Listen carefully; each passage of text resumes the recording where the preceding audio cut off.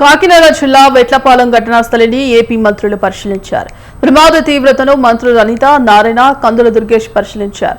మృతుల కుటుంబాలకు ఎక్స్గ్రేషియా చెక్కులను అందజేశారు. బాధితులకు ప్రభుత్వం అండగా ఉంటుందని కూటమి నేతలు భరోసా ఇచ్చారు.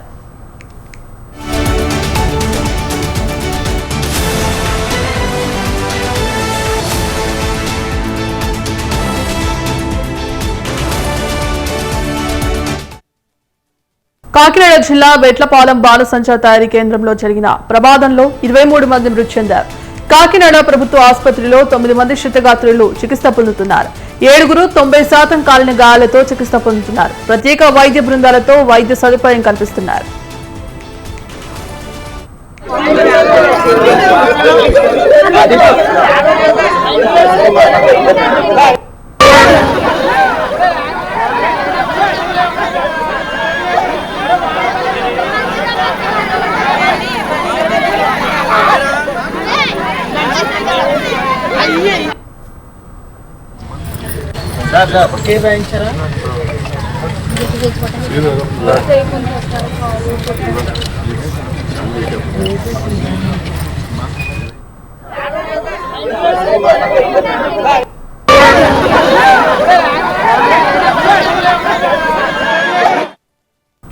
ఘటనకు బాధ్యులుగా గుర్తించిన 4 డివిజన్ స్థాయి అధికారులను సస్పెండ్ చేశారు.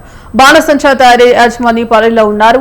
మృతుల్లో బాణసంచా తయారీ యజమాని తండ్రి కూడా ఉన్నాడు. సామర్లకోట కమ్యూనిటీ హెల్త్ సెంటర్లో మృతదేహాలకు పంచనామా, పోస్టుమార్టం నిర్వహించారు అధికారులు. అది